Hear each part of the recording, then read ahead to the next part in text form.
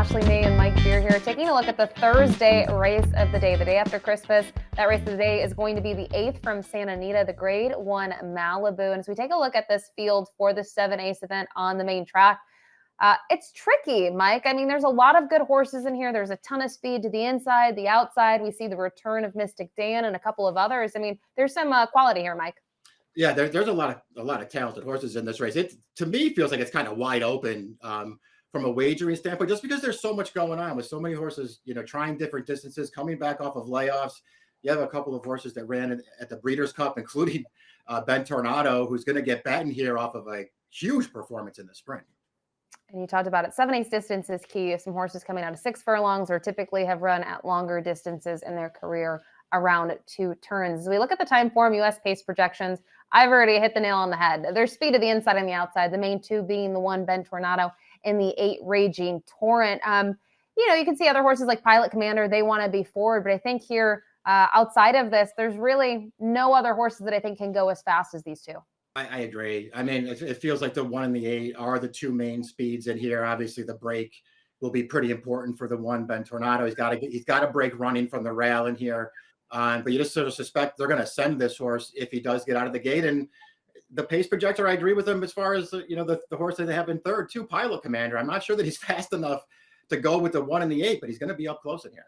And note that the LP flag is on the Derby winner, the 6 Mystic Dan, who's typically been closing from off of it. We'll dive in right here to a replay for Ben Tornado. As you mentioned, exits the Breeders' Cup Sprint where he was a game second behind a Straight No Chaser. And this is a big upset. He was 28-1 in this spot. He was coming out of that event at Parks, but a horse that really, he's done nothing wrong in his career, Mike.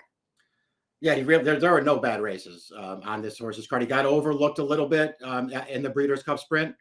He ran a big race in here, Ashley. Contested the pace from a long way out. Really no match for Straight No Chaser at the end. But this horse ran a very big race in there. Another triple-digit buyer for him. 7 furlongs is really no issue. He's going to be up close to the pace in here, if not right up on the lead. I guess the main thing that you have to deal with in here, if you want to bet him this time, is he was 28-1 last time. He might be the favorite in here.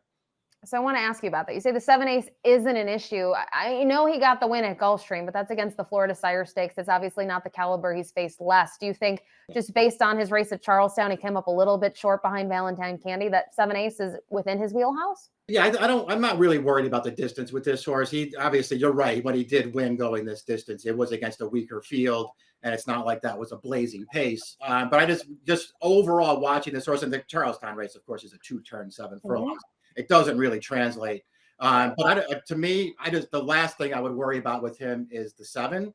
I would just worry about, whether I would want to take a short price on him off of a huge effort last time. And final question about him. There's been a lot of chatter post-1. Is that really concerning to you? No, I never worry about post position. Obviously, he's going to have to get out of the gate, but worrying about post positions is way overrated. That's what I wanted to say. I mean, he's got to break no matter what if he's a speed horse. Whether he's got 1 or 4 in that case, I don't think there's a ton of difference. Sure, there is speed to the outside, but we're on the same page there about the 1 Ben Tornado. The 2 Pilot Commander you mentioned might be fast, just not as quick as a couple of the others in here. We'll take a look at his most recent effort.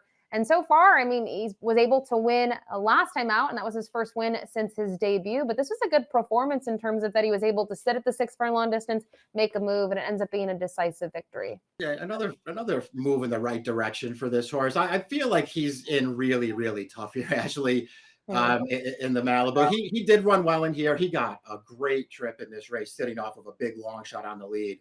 And he was just way better than that horse, and there was really nobody closing behind him. He ran well last time. He's going to have to run way better than that against this field. I think also his stablemate, the 3 Winterfell, will need to take a step up. Obviously, this horse has been able to rattle off 3 consecutive victories in sort of the mid-Atlantic region, but this is a huge step up off the City of Laurel win, where decisive victory at 7-Ace, but had that pace, and the pace sort of came back to everyone where he was able to close late. Yeah, he did get a good setup in that race, but they just sat back off the pace, sat on the outside. He did come with a pretty big run through the stretch there to close that thing down. That made him 3 for 3 for Brittany Russell, and he was cutting back in distance for that one. It's interesting to look at this horse on paper and say, is he going to be able to hold that form? Switching to the Baffert barn, this horse started out for Baffert and it actually wasn't that good early in his career. He's better now. He's going to have some pace to run at here. Comes off a career best effort. Probably going to be a fair price in this race. I'm not going to argue with anybody who says they like him. All right, the 4 senior officer in here for Brad Cox, lightly raced, was able to win on debut going 6 furlongs at Churchill, and then more recently was rolling late going 6.5, and had some issues in that race, came up a little bit short, defeated by 3/4. I thought he ran well in each of his first 2 starts, actually. Just maybe a little bit too far on the outside in the most recent start. He never was able to really get over and save any ground. That being said, I still thought he was only second best to a big long shot winner in that race. I liked his debut. I liked his second start. Maybe it's a good sign that Cox wants to ship him all the way out here to run in a grade 1 now. It just feels like he's not going to be a great price in here. I don't think I would take. He's 5-1 on the line. I would not take that price on this horse. Joel Rosario is going to team up with the 5 Imagination for the first time in his career. Now, this horse has a ton of foundation, 10 starts under his belt, but his wins were a little bit earlier. He was able to win in early 2024, and then prior to that, on the first day of the year last year. I'm confused on what to do with him. Obviously, he's a big price here, Mike, on the morning line, but you have to think 7 Ace is probably going to work well for him. I'm just not sure against this group and this caliber. Yeah. I'm conflicted about this horse too, because he is a good enough price if that morning line's even close to right. He's good enough for me to leave him open in here and to maybe want to try to find a way to use him. I did think early on that he was going to be better going shorter. Never really thought they obviously got him on the Derby trail, ran him in the Preakness. I never really thought that he was going to be better going a distance of ground. So I like him going short. He's got a lot of hang on him, man. He's right there in a lot of these races that he easily could have won earlier on. And he just doesn't put races away. It happened again the last time we saw him. Yeah, that makes me think of kind of Santa Anita Derby, what happened to him. It's just typical of his style. The 6 Mystic Dan, 7 Ace really isn't his style. I know he sprinted, I guess, technically 3 times in his career because of the Churchill, the 1-turn mile, but this is a horse that obviously has loved distance. We saw that in the Derby. We saw that when he was a solid second behind Seize the Gray, part of the pace there in the Preakness. And then the Belmont didn't work out for him. But I feel like looking at his style, Mike, they've really realized that he's probably better rating coming from off the pace, and long layoff in a distance, that's probably not what he prefers. Right. And you're going to have to take a short price on him too, just because everybody kind of knows his name here. I feel like it's probably a good sign that McPeak wants to, this is the race that he picked out for him. He's not the kind of horse I'm ever going to bet at a short price in a race like this. And even though I know his good race is easily good enough to beat this field, isn't he just a little bit inconsistent? I mean, it's not like all of his races are good. He's got a couple of good ones. He's got a few that I think are really bad. And by the way, I would put the Preakness in that category. I did not think that he ran well in that race. I don't know. Can he win here? Yes. Is he interesting at 7 furlongs with some pace in front of him? Yes. Do I want to bet him at 5-2? No. Yeah, I think that's the thing, right? He's 5-2. And, there is the shipping thing that people have been talking about. I'm not worried about him shipping by van rather than by plane. They did the overlay, the kind of the overnight at Zia, and he's fine. They wouldn't be doing this if they don't think he could handle it. And he's obviously been well-traveled throughout his career. And curious to see what he'll kind of do in this race, is kind of his final race as his 3-year-old season. The 7 Stronghold.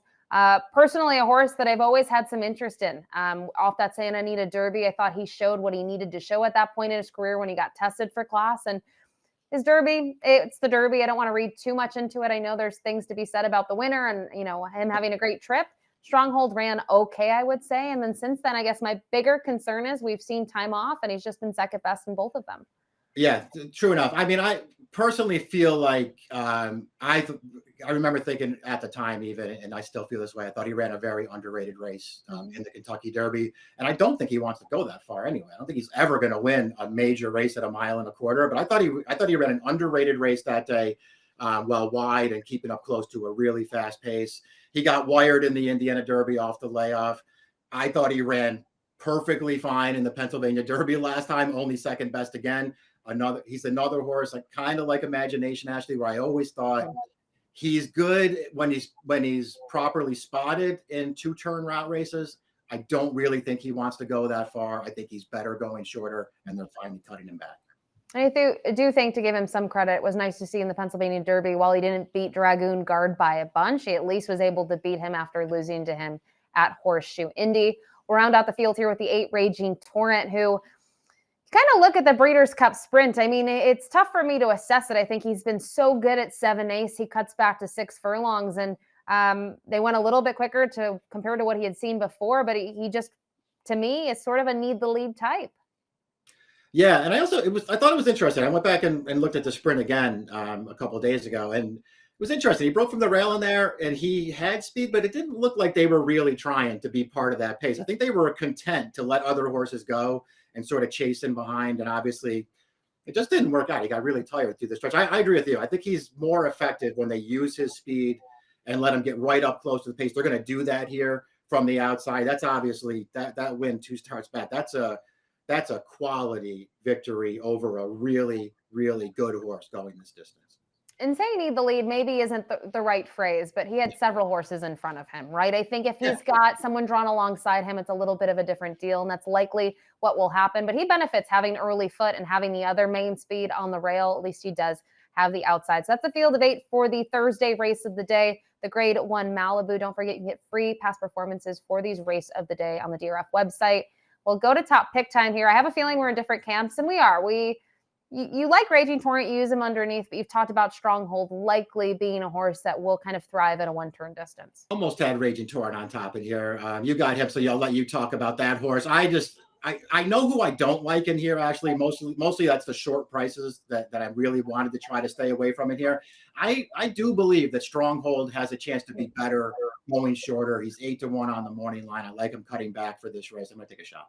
Yeah, it's tough to find a price in here when you have horses at 5-2, 9-2, the inside runner 3-1. It's really hard to find that value. I thought Raging Torrent was probably the best value, but also the fact that I like that he has the outside. And to me, the 7/8 distance has suited him well. I know it hasn't been at Santa Anita, but it's been at Del Mar and Churchill. And I just wonder, based on the performance in the Pat O'Brien, I mean, that was a throwdown in the stretch. He had that grit. He was able to battle back. I give him kind of the edge over the one Ben Tornado, who I'm not worried about the post. I'm slightly concerned about 7/8 in some regard. And you just wonder off the Breeders' Cup Sprint what these horses will do coming out of that event. But 7-8-1-5 with Stronghold on top for Mike. I'll go to the 8 Raging Torrent, 8-1-6-4. It's the Thursday race of the day, the Grade 1 Malibu. Good luck.